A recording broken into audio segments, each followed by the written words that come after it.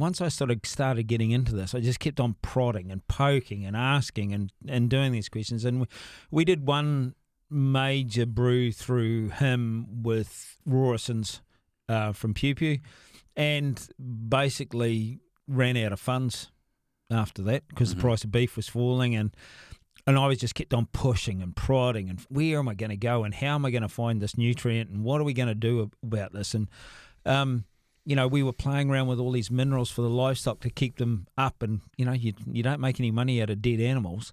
And all of these things had a huge impact on just learning, going, well, look, if I can feed it through a mineral block and the animals are healthy and they're whatever, it's great. Well, let's carry on with that process. And it did follow through, and I saw some of the unusual events that came from that, because as the beef price kept falling, I'd been buying these cows, like dairy cows, that had been supposedly low production dairy cows that were in calf at a reasonable time. So a stock agent, Gavin Brown, was buying them for me. And so they were the ones that I'd tie another calf to the mother calf, which was always lucky. I was quite fit and still playing rugby at the time because you had to be. And it kept, this system works, the animal health improved and all this, but then all of a sudden it got to the point where the calves that I'm rearing on these cows aren't worth anything because the beef price keeps falling. Now the dairy price was still okay. And so I decided, well, these cows are nice-looking cows, and I'd looked after them well. And so I was sending them to Pora Sale and selling them on the drop, like only just about ready to calve. And at the time, I think the first couple of cows went through and I got $400 for them. I go, oh, God, what a bloody disaster. Then all of a sudden, I got $750 and I got $800. And I go, what's going on? It's like, holy shit. In the same auction? Yeah, well, this was a week later. Oh, a week later. I was only just popping them out as they were going to calve. Okay. So, like, they were on the drop. So I'm going to Pora Sale and I'm walking around the yards and there's about 100 cows for sale, which you're going, oh, shit, we're never going to get any money out of this. There's so many cows to sell. And two guys walked past me and said to the auctioneer, so where are those cows for camels coming up? Oh, not till later. They're down the back. Oh, yeah, cool. We'll go and get something to eat. You've become a sought-after supplier. Yeah. So what happened was that what I found out, because I saw them, they went and got a feed, and they came back and they went into the sale ring, and I sat about 10 metres away, or not even that, just because they didn't know who I was, and I was just listening to what was going on. And they were going, oh, shit, those cows are good. Man, we bring them home, and they just pop a calf out, and man, does the milk just pour out of them. It's just fantastic. Wow. So I doubled the value of the cow from the experience of those handful of guys that were going back to buy those cows. Right. And that stayed that way right through the whole of those cows. Right. They sold better, apart from that first couple of weeks where they were just ho-hum cows. When no one knew at that stage. Yeah, but I don't know how many, there must have been a group of people that bought all those cows thinking they were fantastically milking cows. But what had happened was they were supposedly low-producing cows from other farmers. I mineralised them back up again, and these guys loved them. Right. And which was like, oh, there's a lot going on out here that's not being talked about or understood in this process. Just going back a little bit, did Peter Lester's advice on soil fertility get you into this concept of mineralising them back up? Was that the missing piece that brought this to that? He was a basis of it. Yeah, he's like, this base saturation, you've got to get this and that, and you get all these things in order, and so many parts per million of this and that. And I started to learn again, yeah, that makes sense, because this won't work without that. And I would go back and I would look at the chicken manure I'd put on, and I'd see how many parts per million of copper and selenium, and I'm going, okay, that result came from that because that was in that product there, and this was happening because of that. And I could start to get a bit of cognizance about some of the results that we'd seen because of what we'd already done. And so then I could put it into context thinking, okay, if we go down this track, we'll do this, this, and this. And, it was really good information. But as with any information, you got to take it for what it is and how good it's going to work at the time. You try it out, see whether it works. And, after that first brew, and we'd sold the cows, and we ran out of money, so no second brew. And then when we started to drag ourselves back up from the bootlaces, I think we're doing a lot of dairy grazing at the time, got a bit more money back in, I went looking at this Bassic slag. because it had calcium, so that's lime. Had magnesium, okay, that's serpline. Had this and that, and it was cheap as.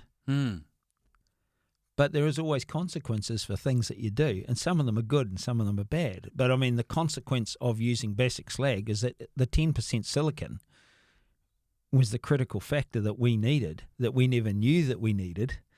And that was the unravelling as time goes on, that was the beginning of the silicon dichotomy for us on the farm of Waihi, as what we'd seen the silicon issue back on the farm in the peat. Okay, let's come back to that silica in a sec, because I want to come back to the basic slag. Yeah.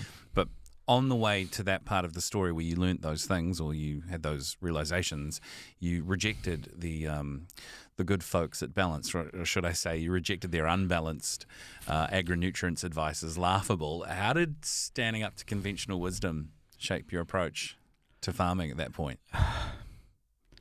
Look, it was the same as going back to that maize seminar. I asked the questions, and if they couldn't answer the questions, what was the point of carrying on with what they were trying to say? Yeah. So, you know, the farm that we bought, it's had X amount of superphosphate per year for so long, blah, blah, blah, and it didn't work. Like my 1 year's experience on the farm of taking broadacre grazing to control fencing, water troughs and all that, I couldn't grow any grass. So what had happened before did not work. Yeah. Is he going to do the same thing again? We're going back to the insanity test, aren't we? Totally. Yeah. Well, I didn't have any money to prove that I was insane. Right. Because that's a good point. People with a lot of money will just go back to what they think is safe. But it is insane because it's not really shifting the needle. No, it's not. It's. I mean, it's like I came up with a saying that empty pockets sharpen the mind. Oh, yeah. Yeah. And in my case, mine was so empty, I'd pushed a hole out the bottom of rugby shorts and there was never any good. Yeah, true. Let's talk about homemade lick blocks for a sec. What was your process of creating them like? Hilarious. Because it seemed to be equal parts inventive and equal parts crazy. Yeah, well, I mean, basically, you know, you got some information. You looked at the animal's breakdown of the nutrient that she needs. You took a herbage test and go, God, how am I going to balance this up? I am so far from what the animal really needs. And I just kept on, and, you know, Peter Lester said, oh, well, you get some fish oil or linseed oil. I mean, you'd have to push. I pushed, people, the neighbours got vitamin A, D and E and were injecting the stock. I mean, we noticed the big difference with the lice production. Like if they had plenty vitamin D, they didn't have much lice in the winter. And what I found, well, how can I do this cheaper? So I bought linseed oil and I bought fish oil. And I could put them in the licks. And, well, over the winter, we never had any lice on the stock if we did that. So all of these things, I just kept pushing. I can't afford that. I can't go to the vet. That AD&E costs this, and then I've got to jab them. I've got to get them all. That's too much work. How am I going to fix that? And so it was just a case of you keep asking and keep pushing, the answers will come. And they did. They just kept on coming. And this tallow thing, honestly, I was watching these dairy cows just not being able to put any weight on. They were unhealthy. I'm going, I've got to do something about this. So I was being quite proactive. And, of course, you know, the fertilizer thing was way more expensive than just taking some concentrated material to give to the cows from whatever source we can get. So I just kept pushing, how am I going to fix that? And it just evolved over a period of time. Crazy as it may be, but it just evolved and it worked. It saved our ass. It's actually fascinating to me that tallow worked because, you know, it's beef fat back to cattle. Yeah, I know. Yeah. I know it was stopped, but it's amazing that it worked. Yeah, well, it just was energy, the cheapest form of energy that those animals could handle. Sort of the farming equivalent of Soylent Green. You know? Yeah, it's just, you know, and well, mad cow thing came along after that, and I must have had a case of that or two. Oh, personally? Yeah, right.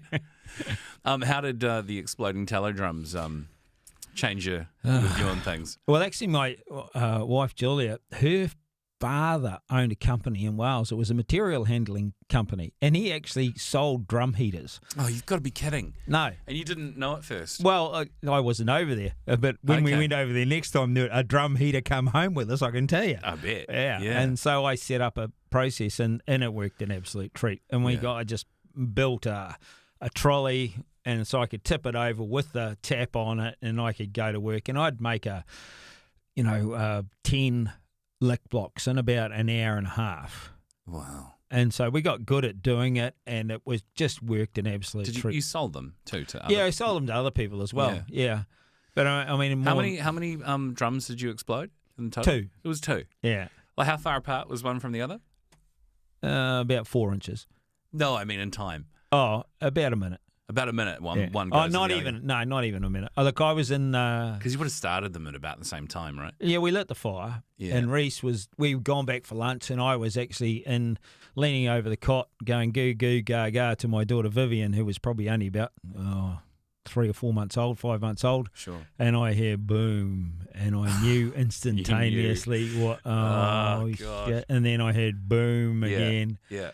And we ran over there, and it had sprayed tallow across the side of the hay barn, and it was sort of burning a bit. And Oof. we put it out, and we just looked at each other. The big thing was, lucky we were not in the vicinity, because it would have been hot and messy.